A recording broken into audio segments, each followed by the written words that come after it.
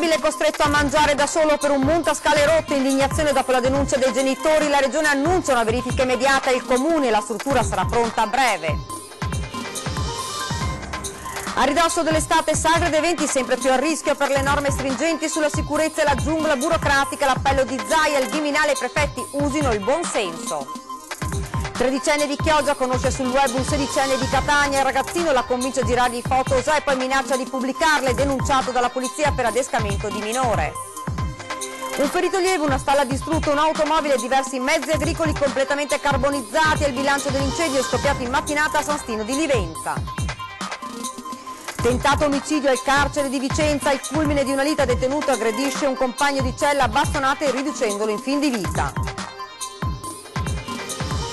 Deruba la moglie di 12.000 euro per il gioco, bracciante veronese denunciato dai carabinieri di Peschiera del Garda.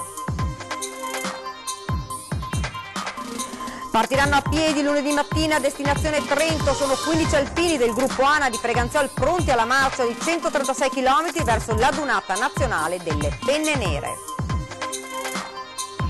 Buonasera e ben ritrovati, edizione regionale dei notiziari di Antenna 3 Nord-Est. Lo avete dunque sentito dai titoli in primo piano, la cronaca, un bimbo disabile costretto a mangiare da solo in aula perché il montascale è rotto dall'inizio dell'anno, accade in una scuola elementare del Veronese. Il presidente Luca Zaia: lunedì prossimo mi attiverò per avere un quadro preciso della vicenda, e subito la replica dell'assessore di Verona, struttura pronta a breve. Sentiamo. Durante la giornata un bimbo disabile di prima elementare sta in aula assieme ai compagni e segue le lezioni, ma all'ora di pranzo tutti scendono per andare in mensa, lui è costretto invece a rimanere in classe con l'assistente.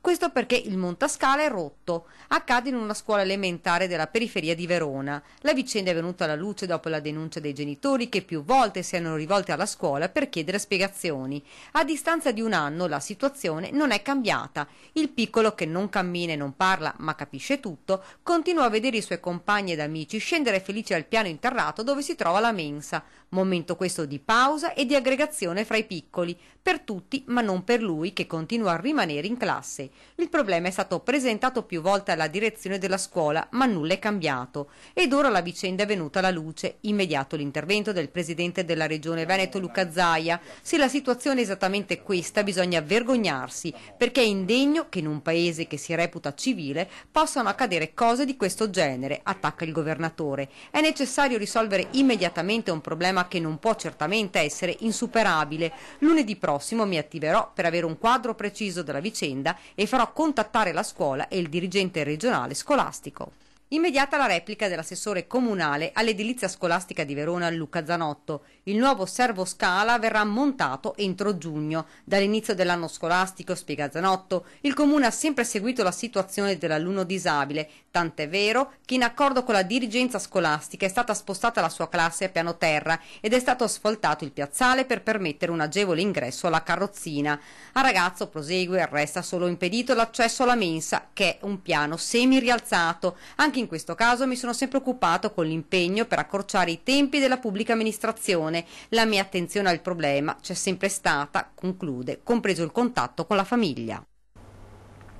A ridosso dell'estate, sagre ed eventi sempre più a rischio per le norme stringenti sulla sicurezza e la giungla burocratica. L'appello del governatore Zaia al Viminale e ai prefetti. Sentiamolo. Ci vuole il buon senso, una persona ogni 5 in Veneto fa volontariato. Se vogliamo assoggettare le pro loco che lavorano gratuitamente e il loro utile lo danno alla comunità, lo danno agli asili, lo danno alle realtà comunali, le vogliamo assoggettare a chi fa grandi business, alle grandi fiere, finisce il volontariato. Quelle 3.000 sagre ed eventi a rischio in Veneto sono uno spettro troppo concreto, a ridosso ormai dell'estate, per non costringere a un appello serio da parte del numero 1 di Palazzo Balbi. Norme di sicurezza sempre più stringenti, mezzi e uomini richiesti per garantire che anche le sagre più piccole vengano messe in piedi. È una giungla burocratica che sta ammazzando l'attività delle pro loco. L'allarme è partito da tempo e già un mese fa il presidente regionale delle associazioni aveva stigmatizzato così ai nostri microfoni la situazione della moltitudine di regole. Delle norme soprattutto poi applicabili. È inutile fare, che è un vezzo tutto italiano, fare delle norme che poi sulla carta possono andare bene e sono inapplicabili, poi non le applica nessuno e sono problemi per tutti. Da Venezia il messaggio è chiaro. A Roma si utilizza il buonsenso, ma anche qui un invito alle prefetture: i prefetti non possono far sempre i notai, i prefetti si occupino dell'applicazione di queste norme con il buonsenso, perché le prefetture hanno anche loro la loro responsabilità. E a proposito di Roma, Zaia ritorna su quello stallo di governo che sta assumendo contorni surreali. Lunedì nuovo capitolo dell'Odissea al Quirinale. Il governatore spinge perché anche l'ultimo tentativo del leader del Carroccio vada in porto. Questa proposta che fa Matteo Salvini di avere un governo a tempo, vuol dire qualche mese per fare solo la legge elettorale e poco di più, significherebbe poi riportare i cittadini a votare con la legge del Presidente della Regione, cioè chi vince porta a casa la maggioranza e governa. Questo è un paese che ha bisogno di governabilità. Continuiamo con la cronaca: un ferito lieve, una stalla distrutta e un'automobile e diversi mezzi agricoli completamente carbonizzati. È il bilancio dell'incendio scoppiato in mattinata a San Stino. C'è voluta l'intera giornata e una ventina di vigili del fuoco per domare definitivamente l'incendio scoppiato alle 9:30 nel sottoportico di una casa colonica a Corbolone, nel comune di San Stino di Livenza. Ancora ignote le cause del rogo divampato in una vecchia stalla da tempo adibita a deposito di mezzi agricoli. Le fiamme hanno trovato facile alimento nella struttura in legno del tetto. Ad accorgersi per primo dell'accaduto un giovane della zona che ha tentato invano di soffocare l'incendio riportando alcune lievi ustioni, per le quali è stato ricoverato al pronto soccorso. Poi il massiccio intervento dei pompieri, giunti da Porto Gruaro, Mestre, San Donà e Motta di Livenza, con 6 mezzi, tra cui 3 autopompe serbatoio, 2 autobotti, un'autoscala e 22 operatori. I vigili del fuoco hanno lavorato fino al tardo pomeriggio per spegnere tutti i focolai, ma non hanno potuto impedire la completa distruzione di un'auto e di alcuni trattori. Ed ora il caso di una ragazzina tredicenne di Chioggia adescata su internet da un minorenne siciliano che ha minacciato di rendere pubbliche le foto di lei senza veli se non gliene avesse spedite delle altre, ma la ragazzina si è rivolta alla app della Polizia di Stato con gli agenti che hanno individuato il ragazzo che ora è nei guai. Lei 13 anni appena, di Chioggia, lui 16, di Catania, adolescente con le pulsioni dell'età. Si conoscono sui social, chattano, si piacciono, ma la bramosia di lui si impone sulla decenza e sul buonsenso. Mandami una foto di te nuda, le chiede, e lei, inesperta e ingenua, lo asseconda e comincia a spedirgli 1, 2 e più foto di lei senza veli. E da qui per la ragazzina comincia l'incubo a cui seguono richieste sempre più hot e minacciose. Se non mi mandi altri scatti rendo pubbliche sul web le immagini di te completamente svestita. La tredicenne Chiogiotta non si perde d'animo, rivela tutta alla famiglia e si rivolge direttamente agli agenti della polizia postale con la segnalazione direttamente sull'applicazione YouPol, nata contro il bullismo e lo spaccio. Scattano le indagini con le perquisizioni a casa del giovane siciliano, ora nei guai. Pesante la denuncia a suo carico, adescamento di minore e detenzione di materiale pornografico. Da quando da inizio anno è attivo il servizio YouPol, arrivate alla sala operativa 113 della Questura di Venezia ben 338 segnalazioni. Ed ora andiamo invece a Zero Branco, dove cresce la preoccupazione per la diffusione della droga tra i giovani. Appello del sindaco alle famiglie perché vigilino soprattutto sulle ragazzine che abbinano lo sballo con il sesso già a 14 anni. Purtroppo sì. Purtroppo dobbiamo dire che già dalla terza media ci sono problemi di assunzione di droga. Giovani, giovanissimi e droga. Cresce la preoccupazione della comunità di Zero Branco per la diffusione di stupefacenti tra i ragazzi delle scuole medie. A confermarlo il sindaco che fa un'analisi chiara della situazione. Di accertati sono alcuni casi, ma fanno parte di gruppi di amici che progressivamente si stanno spostando, giocando un po', ecco, non rendendosi conto. 15-20 casi. Tanti, troppi per un'unica comunità in crescita nella fascia giovanile. Infatti il comune di Zero Branco è l'unico a saldo attivo nella popolazione, con un incremento dei giovani che si attesta intorno al 20% della popolazione. Tutti italiani, in gran parte veneti e trevigiani, sono circa 2000 i minori, di cui una ventina già alle prese con la droga, ma anche con il sesso precoce e relative conseguenze. Una situazione seguita oltre che dalle forze dell'ordine e dall'ULSS, anche dai servizi sociali del comune. Ma non basta ed è per questo che il sindaco lancia un messaggio chiaro a tutte le famiglie della sua comunità. sono fragili, sono molto fragili e non fanno da vedere niente. State un po' più attenti, cercate di essere un po' più vicini, non opprimendo, ma lasciando anche vivere un po' di libertà, ma seguiteli un po' di più. E in particolare alle famiglie che conosco e che so, anche un messaggio di speranza: ce la faremo, ma dovete avere un supplemento di attenzione. Ancora cronaca, ma dal Vicentino, clandestini fatti arrivare nel Vicentino per farli lavorare in nero. Vediamo. Orgiano, 6 clandestini dentro ad un furgone, tutti senza documenti, che stavano per essere impiegati in nero in un allevamento di polli per 5 euro l'ora. Questa la promessa di chi li aveva fatti arrivare fino a qui. I carabinieri di Sossano hanno scoperto un giro di sfruttamento del lavoro alla cui testa c'era un marocchino di 36 anni residente nel Veronese. Gli accertamenti dei carabinieri coadiuvati dagli uomini dell'Ispettorato del Lavoro di Vicenza stanno proseguendo ora per individuare l'allevamento avicolo destinatario della manodopera e per approfondire il ruolo dell'arrestato, che potrebbe essere soltanto uno dei tanti ingranaggi di un sistema di caporalato nel Vicentino. Deruba la moglie per giocare d'azzardo. Un uomo è stato per questo denunciato dai carabinieri di Peschiera del Garda nel Veronese con l'accusa di furto. Vittima della razzia la consorte trentenne che aveva denunciato ai militari il furto dei risparmi di anni di lavoro. 12.000 euro spariti senza che nell'abitazione della donna venisse rilevata alcuna traccia di scasso. I soldi erano stati occultati nel fondo di una pentola riposta insieme ad altre nell'armadio della cucina. Anche i pochi gioielli della vittima erano stati rubati. Per le insolite modalità del furto, le indagini dei carabinieri sono partite iniziando dalle persone più vicine alla vittima, soprattutto il marito, un bracciante agricolo con la velleità di vivere sopra le proprie possibilità. Quando l'hanno fermato per un controllo, l'uomo era in procinto di prendere un treno per Milano. In tasca ai carabinieri gli hanno trovato un rotolo di circa 5.000 euro in contanti pronti da spendere per acquisto di un'auto usata. Altri 3.500 erano stati rinvenuti in un capanno agricolo insieme agli ori della vittima. I 3.500 euro mancanti invece erano stati spesi in pochi giorni di forsennato gioco d'azzardo. Una banca che da un giorno all'altro va in liquidazione, i 9.000 soci che restano con più nulla in mano e una parte di loro presenta un esposto in procura. Succede in provincia di Padova, nel Montagnese.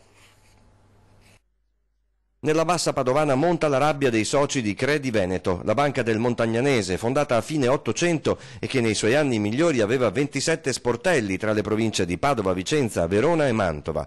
2 anni fa il tracollo. Era in programma un'assemblea, l'assemblea dei soci l'8 maggio del 2016 e il giorno prima, il 7 di maggio, Banca Italia appunto è uscita con un comunicato in cui appunto dava conto di come la Credi Veneto era stata posta in liquidazione coatta amministrativa e di come le sue attività erano appunto state cedute a Banca Sviluppo al costo di €1. C'erano 20 milioni di capitale sociale e ben 9.000 soci. Una parte di loro oggi si chiede se prima di arrivare alla liquidazione coatta amministrativa da parte di Banca d'Italia non si potesse salvare la loro banca ultracentenaria. Prima di arrivare alla liquidazione coatta amministrativa sono stati ampiamente svalutati tutti i beni immobili che erano appunto di proprietà di Credi Veneto e sono stati invece aumentati i crediti deteriorati.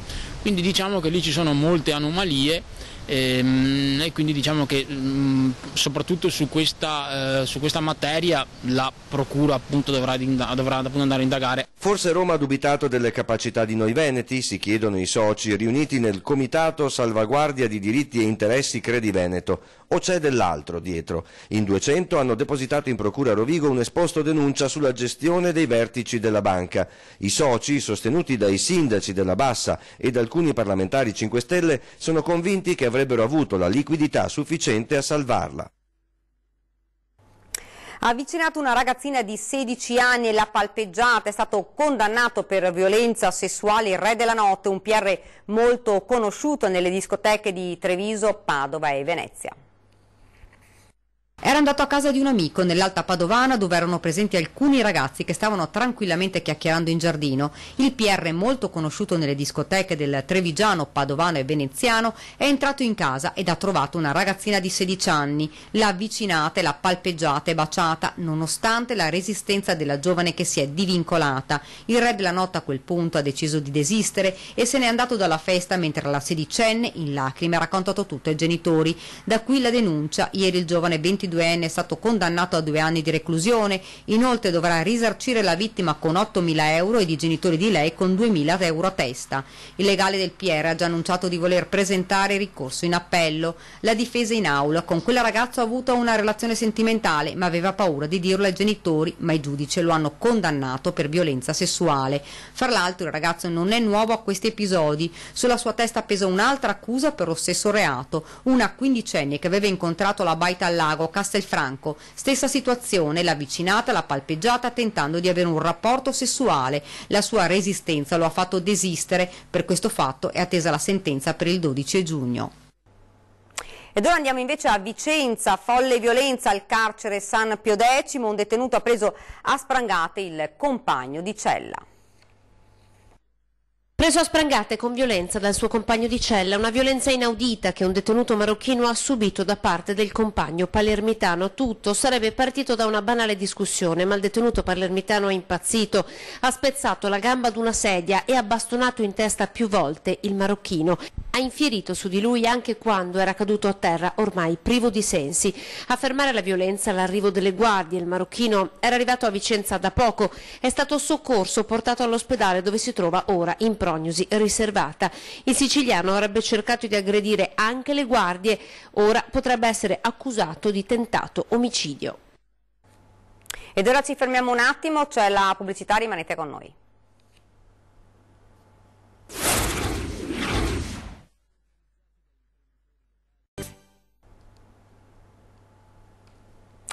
Bene, siamo tornati nuovamente in studio e siamo nel Padovano. Distratta ma fortunata una donna di Campo San Piero che semina dalla borsa decine di banconote da 50 euro che il vento fa volare via. I passanti però le raccolgono e le restituiscono. Volano banconote da 50 euro in pieno centro a Campo San Piero e i passanti si fermano per restituirle. Ieri mattina una signora, mentre attraversava la strada, non si è accorta che stava seminando decine di carte da 50 euro che, grazie al vento, si stavano disperdendo lungo la vecchia strada del Santo. Gli automobilisti iniziano a inchiodare, lei a fatica tenta di recuperare le carte filigranate, aiutata dai passanti e dagli automobilisti.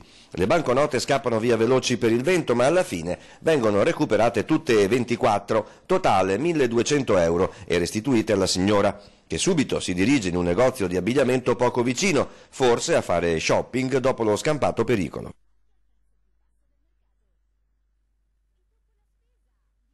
In contemporanea per Handlers, controllori di volo e vigilanza privata dell'aeroporto Marco Polo. Il rischio è che lo scalo precipiti nel caos.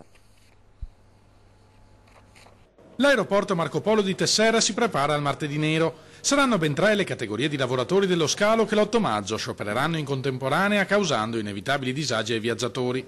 Dalle 10 alle 18 braccia incrociate per i dipendenti delle 3 compagnie che gestiscono l'assistenza a terra. Vivono quotidianamente le condizioni di lavoro che poi sono anche le condizioni dell'utenza, autobus vecchi, non conformi alle condizioni di sicurezza, carichi di lavoro insopportabili, mancanza di sicurezza, tutta una serie di elementi oltre alla questione relativa alla retribuzione che si scarica sui lavoratori e sull'utenza. Sempre dalle 10 alle 18 si fermeranno anche i controllori di volo dell'ENAV in polemica con gli alti dividendi toccati agli azionisti della compagnia e a detta dei sindacati ottenuti sulla pelle del personale. I dipendenti delle società di vigilanza e security sciopereranno invece dalle 13 alle 17.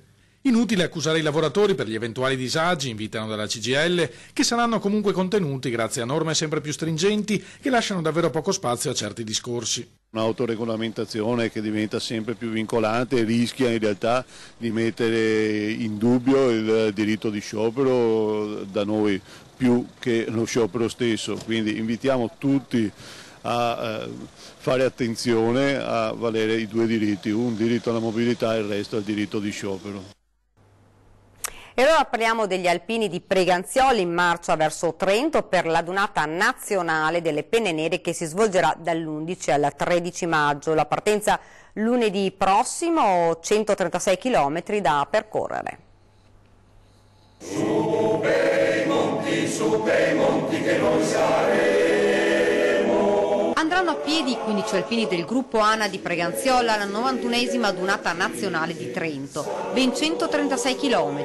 La partenza è prevista per lunedì mattina alle 8:30, ma prima di mettersi in marcia le penne nere si recheranno al cimitero di San Lazzaro a Treviso per andare a salutare il loro maestro del coro ANA e compagno Angelo Smeazzetto, scomparso nel 2010 proprio a ridosso dell'adunata di Bergamo. Un modo per ricordarlo e portarlo con il cuore e con l'anima con loro fino a Trento. È il mio grande amico e il mio grande maestro di canto. A seguirli ci sarà Rino che a bordo di un'Ape Car li rifornirà del necessario per proseguire il cammino e raggiungere in tempo l'adunata nazionale. Io li seguo con l'Ape perché non posso camminare, perché loro hanno bisogno della sussistenza. Si intende panini, cose varie, sotto mezzogiorno, a seconda dell'orario. L'arrivo è previsto prima dell'11, quando si aprirà ufficialmente con una cerimonia la 91esima edizione della Dunata, in una città che si troverà in un attimo assediata dalle penne nere, fra allegria, colori e tanta festa.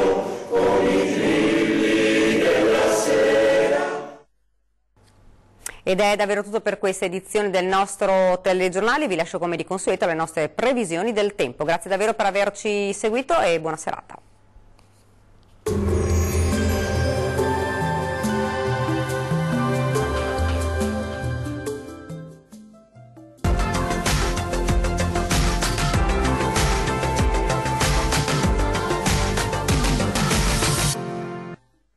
Ben ritrovati a un nuovo aggiornamento meteo. Permane una certa instabilità sulle nostre regioni. Vediamo il dettaglio del 6 maggio.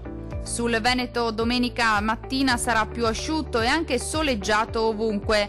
Dal pomeriggio invece aumenteranno le nubi sui rilievi alpini anche con qualche acquazzone associato possibile fin verso le medio-alte pianure entro la serata. Temperature minime tra 14 e 17 gradi, valori massimi oscillanti invece tra 25 e 28 gradi. Situazione del tutto simile sul Friuli Venezia Giulia, dove sarà buono al mattino con cielo al massimo poco nuvoloso. Col passare delle ore peggiora decisamente con piogge e locali temporali possibili soprattutto sull'Udinese. Temperature minime comprese tra 16 e 18 gradi, valori massimi piuttosto gradevoli tra 26 e 28 gradi.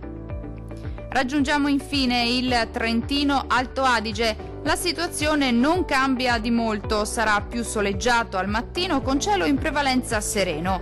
Dal pomeriggio peggiora con rovesci e temporali piuttosto diffusi sulla nostra regione, localmente anche moderati.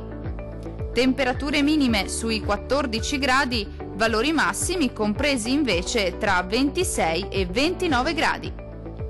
Dal meteo di Antenna 3 per ora è tutto, arrivederci al prossimo aggiornamento.